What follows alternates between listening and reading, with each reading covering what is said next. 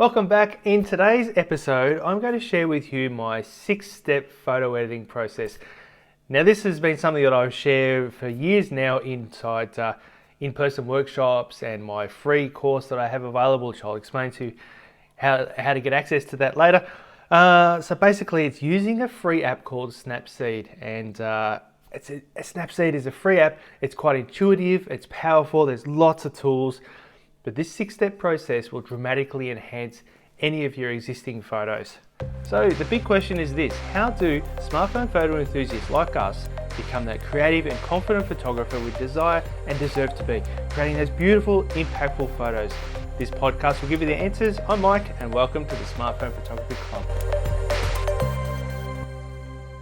Now, I know that's a big claim to say any of your photos will be dramatically enhanced, but stick with me. It's a simple process, and it doesn't matter what genre it is that you're photographing, whether it's nature, architecture, family shots, landscape, whatever it is. This 6-step process is a real great starting point. And from there, yes, you can go into use some of the many other tools, or you can get into app smashing where you go from one app to another, and I'll explain all that a little bit later.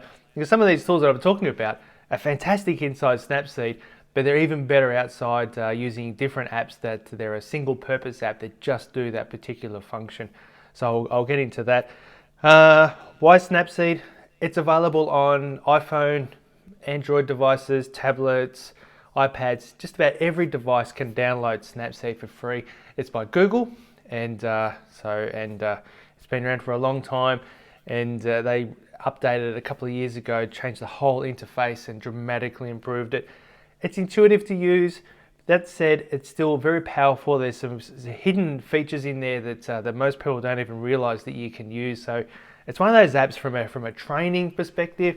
It's easy to work with because everybody can understand it. It's very visual. Each of the tools has a word underneath it, unlike some things like VSCO, where they're just icons and it takes you forever to remember what each of those icons mean. So it's very user-friendly. All right, so the 6 steps are, and I'll bring up the screen here. So remember, if you're listening on the podcast, there's always a video to go with it. I'll just bring myself back up in camera there. There's also, I'm on the wrong side. Let me try that again, because I'm covering up what I want. Oh no, that'll do. So there's always a video component, but I do my best to try and explain this to you. So if you're listening on your drive or your walk or however you're listening to your podcast, then you can still get a lot out of these podcast episodes. All right, so the first step is straightening the image. Second is cropping it. Third, we're going to fix the lighting and tone using the Tune Image tool. Then we're going to sharpen the photo. Fifth step is healing to remove objects, just like Photoshop. It's pretty cool. If you haven't done it before, you're going to be very excited to discover that. And the last one is lens blur, where we can soften the edges around the photo and just bring your attention back into the photo. So that's it. So that's the 6 steps. Straightening. Now there's 2 different ways of doing straightening. One, there's a tool there called Rotate, which is simple. Just rotate the image and it'll straighten the image. What it does is, if you have to dramatically rotate the image, say if your horizon is right off, or you've just taken a street photography and you've just taken a quick snapshot and haven't even tried to set up, then Rotate, what it'll do is it'll rotate the image, but where it rotates, it will actually crop out the bits that are crooked. So it'll crop the corners. So if you can imagine, you rotate something 45 degrees, at each of those corners, it's going to crop off 45 degrees, and you're going to actually lose a lot. And if you're taking photos of architecture, if you're out doing a street walk and you're taking photos of buildings, as soon as you start rotating things, tops of buildings can be cropped off and all that sort of thing.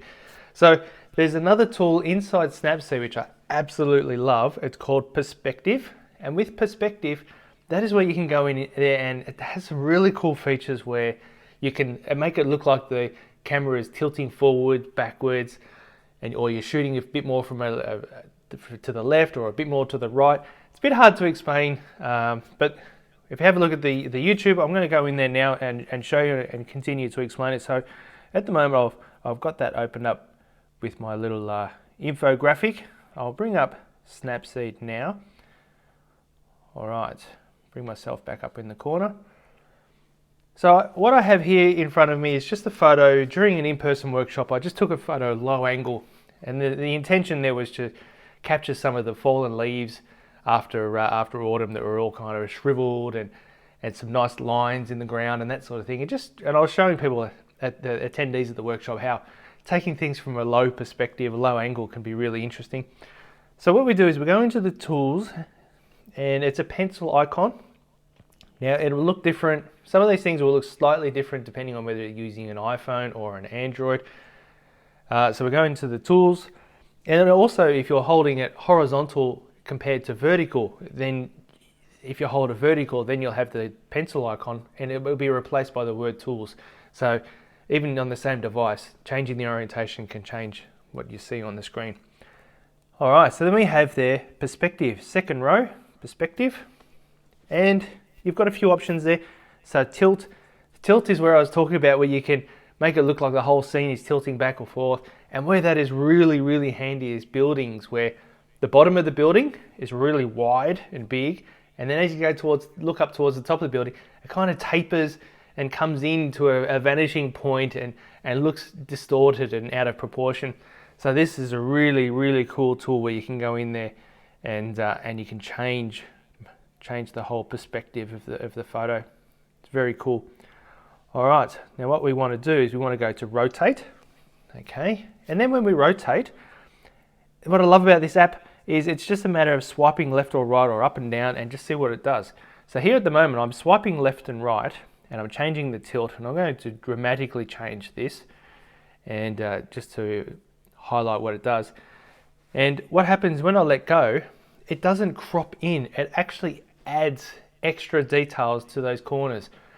So when you rotate it, the corners show black and okay, this is the area that's missing. And then when you let go of the screen, it'll intelligently, using the information that's inside the frame, it'll actually go and replicate it and copy it and paste it inside. Now, it's never perfect, all right? It's never perfect, but it gives you a lot more versatility, a lot more options to then go and crop a little bit more. And you can crop where you want to crop instead of it just cropping everything out because it was crooked. All right. Now you have an option down the bottom here. You can, as smart is where it'll, in a smart way, it'll go and fill in those areas, or you can go and have it so that it'll fill in those areas in black or white. All right. So rotate is one tool. Rotate it, nice and simple, or using the perspective tool is my personal favorite because it'll fill in the blanks and it doesn't actually zoom in and crop and lose a lot of what's there. All right, the next step was tune image. Okay, I'll bring that up again. Our little infographic. Crop is the next step. So cropping the photo. All right, so it's called crop, and it's the universal symbol for crop. All right, now what you would expect here is it has different aspect ratios from a square crop, 4:3, 16:9. It is a little bit limited, and if you're holding this vertically, you may need to scroll all the way to the left or all the way to the right to bring up that free crop, because it's kind of hidden. I've been caught out before with that. So then what you do is you just drag with your finger, drag the corners, and you can select where it is that you want to crop that particular photo. And remembering, we've talked about this in a previous podcast episode, is the rule of thirds. So we're just going to use that in this one. I'm going to use the rule of thirds, and I'm going to pick up on this leaf here. And once I'm done, I just press the check mark to accept that. And yes, I've zoomed in a lot with this particular example here, and that's fine. There's enough resolution in the photo. Our smartphones are amazing now, and you can zoom right in with a crop to get in nice and tight. Filling the frame is a great compositional technique. All right, so we've done that. The reason why I did that then is because if I make all these adjustments, go, oh, that looks really good. Oh, actually, I want to crop it in nice and tight over in this corner of the photo. Like you've heard a photo within a photo.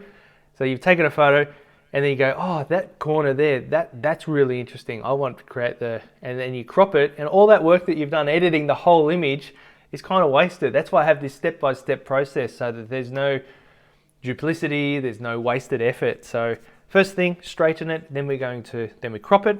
The third one, go back to the infographic here. The third one is tune image. Now, if you want to see a more detailed, if you prefer reading articles instead of listening or watching on YouTube, I have a tutorial on my website, smartphonephotographytraining.com/tutorials.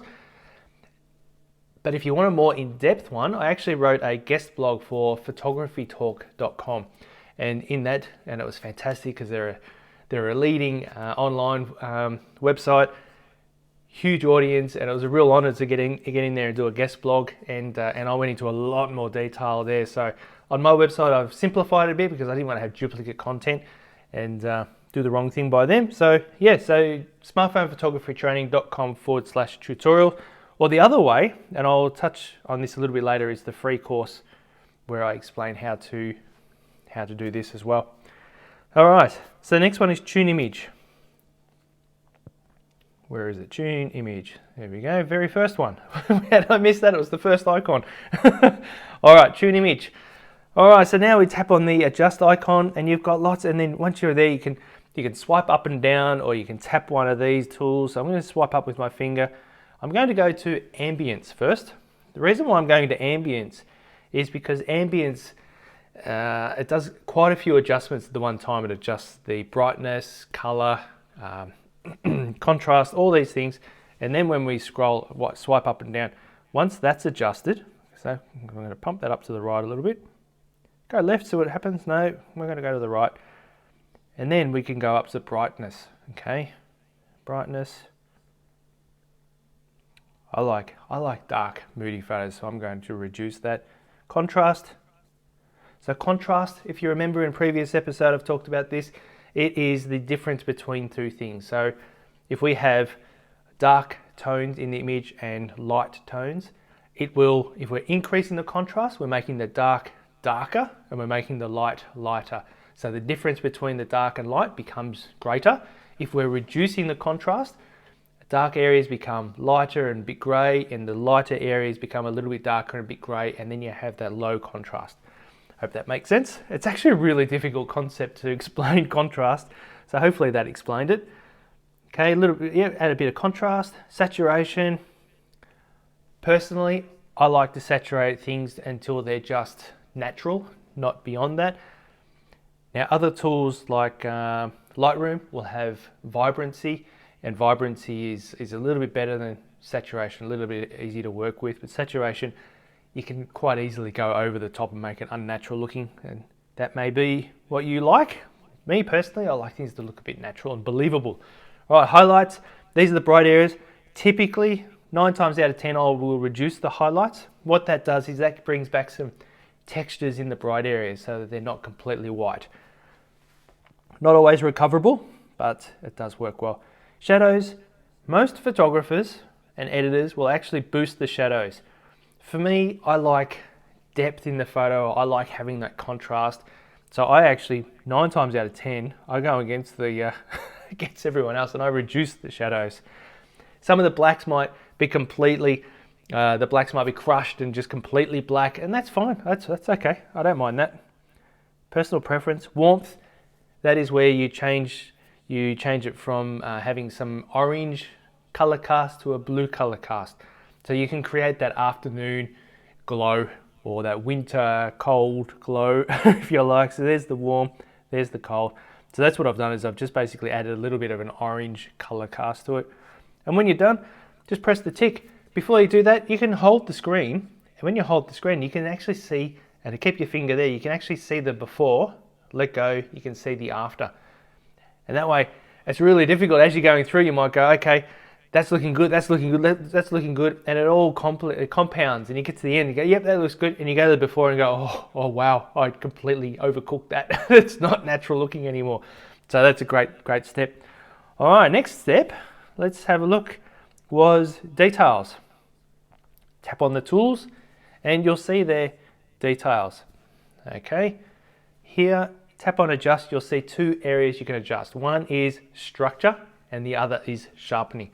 So structure, what that does is that looks for areas within the image where there's existing contrast, and it'll go and sharpen those edges where there's contrast. So if you can imagine a piece of paper, and you've written with a blank, with a grey lead. Let's go with that. You've written with a grey lead on a piece of paper, and you've written it in grey.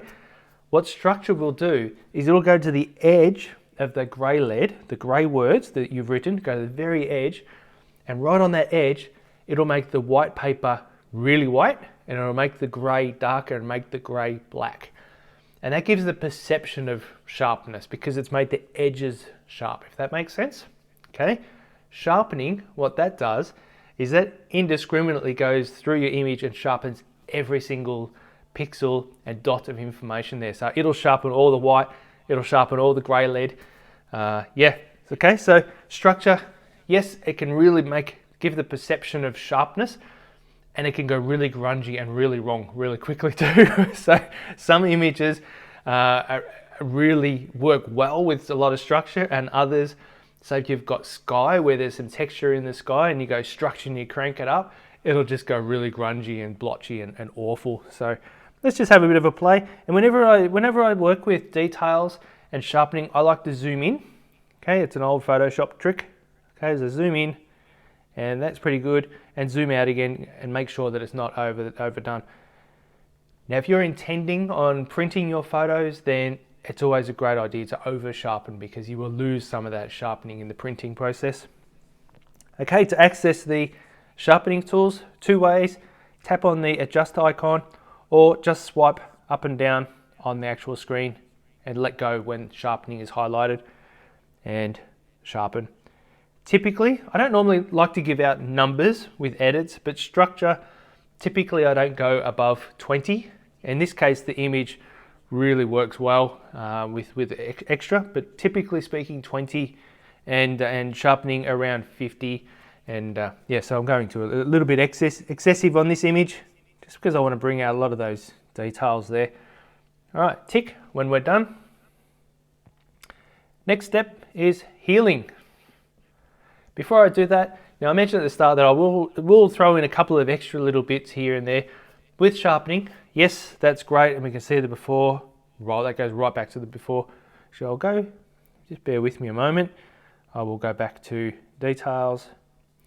All right, so now I can hold the before. Now, if you're watching this on your YouTube, you're probably thinking, whoa, what did Mike just do then? So what I just did then was one of the more advanced tools and opportunities within this app, which is just mind-boggling that in a free app you can do it. You can actually go back to each of the steps that you've done in the process and go back to any of them, and you can readjust it, or you can selectively apply it where you want, or you can delete that step. And that's what I just did then. I just went back and I've gone back into the details. So here, what I want to do here though is just hold my finger before and after, and it's just incredible. That just really sharpens it. But another step, what I will do is I will delete that, and I'm going to show you another tool instead of that details. This one is called tonal contrast. Down on the fourth row, tonal contrast, and it's pretty much done the same thing as I did, just bang, automatically. What this does is it applies some I guess sharpening in the different tonal areas. So the brighter tones, the mid tones, and the low tones, which is the shadowy areas.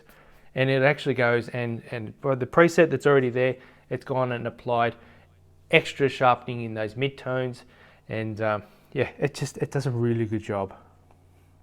So if you're in a hurry and you don't want to muck around with details, try that one, and yeah, it looks really good. So that's an alternative to details, is the tonal contrast. All right, next step, go back, is healing. This is the fun one. All right. When I first discovered that you could do this in editing, because I had no idea, I had such a prejudice towards the smartphone for so long, that when I started discovering these things, it's like, oh my gosh, like I don't need Photoshop anymore. And I actually don't have a subscription to Adobe anymore, which for many years I did. well, I had a subscription the whole time they had a subscription. I used to buy and update the packet, the software, but yeah. But what I'm getting at is I don't use Photoshop anymore. So because I discovered that you can do things like here. So back in the tools, and it's called healing. All right. So a quick story. I remember on a workshop a couple of years ago, I explained people this, and everyone got really excited.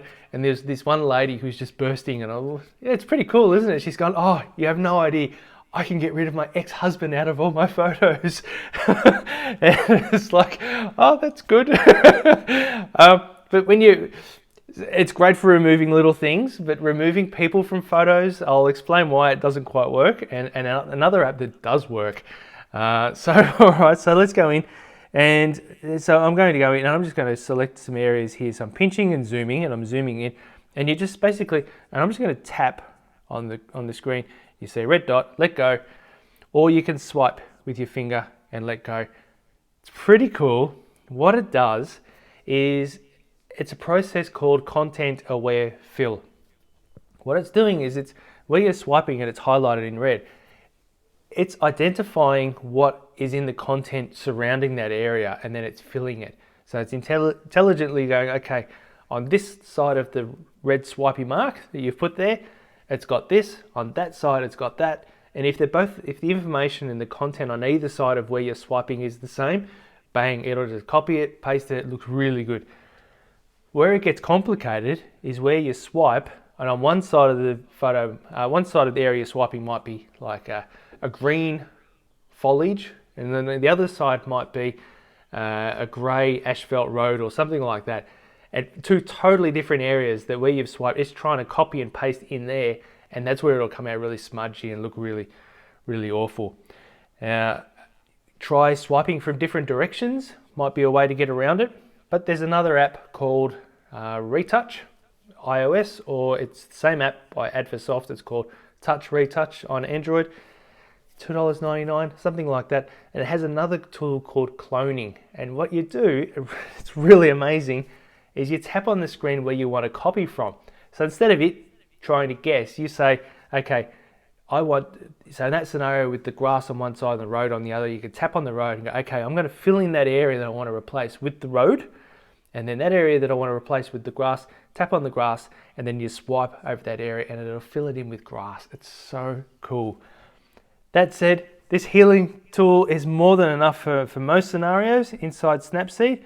It's really cool. And if you think about professional photos of seascapes, landscapes, they are just so clean and pristine. And you'll see these beach photos where there's just these single steps in the sand where someone's walked off into the sunset. More often than not, the photographer will have gone in and just gone in cloned and just got rid of some of those other steps or a bit of seaweed that's there that's distracting, and that's how they create that real clean, aesthetically pleasing photo, is by using this cloning and healing. You can just go in there and get rid of some of these things. All right, another leaf over there. I'll just get rid of that one. Job done. Not perfect, but hey, that looks really good. So there's the, you can't do before and after. I guess I just removed another bit. There's another icon there where you can see the before and after.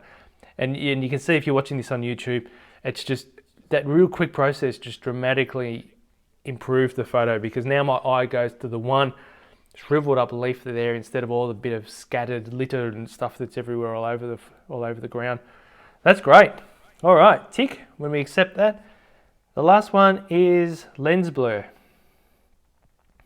Okay, so we're in there, and by default it comes up with this, what they call elliptical, so it's a circle, and you have a blue dot in the middle, and with your finger you can move that blue dot. I can put it on the main subject. The main subject, the first circle is in perfect focus. As it goes out to a second circle, outside of that circle, it transitions, and then outside of that second circle is blurred. Okay, so we've got in focus, transitions, so it gradually goes from in focus to out of focus, and then completely out of focus. When we tap on that circle down the bottom, the tools, we can change that to a linear instead of elliptical. So now, by default, it's horizontal. Same scenario. Inside the first two lines is in focus, and we can pinch and zoom with our fingers, and we can see that there's a second line. It transitions from in focus to out of focus. Tap on the adjust, and you can actually change the transition. So you can change it, you can increase it or decrease it. So you can change the distance from in focus to out of focus. So if you reduce it to 0, it's basically in focus, line, bang, out of focus. So we want to have a bit of a transition and smooth it. So, and I want that leaf in focus. So just for simplicity, I'm going to select that whole area. All right, and you can actually, with 2 fingers, you can spin that area around and make it vertical or whatever angle you want. So at the moment, I'm going to leave that by default, horizontal. Put my blue dot on my subject, change the transition amount and blur strength. I'll make that a little bit more excessive just to demonstrate. And you'll see the bottom one there, vignette strength. So you go left and right, and you'll see there, it'll go from 0 and it'll go up to 100, and it darkens those 4 corners and the edges. Really good if you've got a subject in the center. What it does is your eye is detracted away from blur and dark things, generally speaking, and pulls your eye back into the center, back into that main subject. When I say generally speaking, if you've got a large object that's dark, then your eye is going to go to that because it's got more visual weight. So it's not always the case that dark detracts attention, but in this scenario, it takes you away from the edges and pulls you back into the center. All right, so I'm going to press tick. Now that we're back to the home screen, I can hold my finger on, see the before and see the after. Dramatic improvement, so much more I could do, but that's the 6-step process. Really cool. Now, the 6-step process, there was another app that I mentioned there, Retouch by Advasoft for that healing and cloning is really handy. Sharpening, I have a whole course on that, the blurry to tack sharp photos, the 4-step system. And I go into the first 3 steps, how to set up the scene, how to set up your camera, shooting techniques, and the 4th one is the editing. The editing side of it, what I've shown you here with the detail is just a small fraction of it because there's so much more you can do. And using another app, Lightroom, that's one of my favorites. But there's things in Lightroom that are better than Snapseed, and there's things inside Snapseed that are better than Lightroom. So understanding where those differences are and the strengths of each can really dramatically improve your photos. So yeah, that's it. Now, before I go, how can you get access to this and how do you get access to the free course? I'll bring that up on the screen. Okay, turn it around so that you can actually see it. There we go. All right, so it's vertical on a phone, horizontal landscape on a desktop, but I bring it up here and you can see here, where are we? Stop taking boring smartphone photos. It's a 5-part video series, and the video 4 is the quick 6-step photo editing process. So that's where I go through basically what I've gone through in this podcast and YouTube videos, the same thing. But inside this free course, I also have the first video is learn how to stop taking boring photos. I talk about storytelling, photographic intention, and how to set up the photo composition, that sort of thing. Number 2 is my number 1 tip to avoid taking blurry photos, because even the most modern smart photos, you can still take a blurry photo. Quick tip, it's clean the lens. But I'll show you in that video, it's not just a matter of wiping it on your leg or your t-shirt. There's so much more you can do to really improve that. Number 3, discover your creativity. I've got an exercise in there to get out there. And number 4, quick 6-step photo editing process. Number 5, using Struma Optics lens and how to choose the right one and how to use them. So that's a 5-part video series. So basically to get access to that, it is smartphonephotographytraining.com/free course. And it's not a structured course, it's a video series because it's not a clear objective. There's no clear objective at the end. This is your capability gap. This is where you are, where you want to go. So it's not a structured course like that, but it's great content. And I've had over 2,100 people now have gone through that and loved it. So yeah, so there we go. I'll wrap that up now. We're just on 30 minutes. That's fantastic. Perfect amount of time. Thank you for joining me, and I will catch you next time.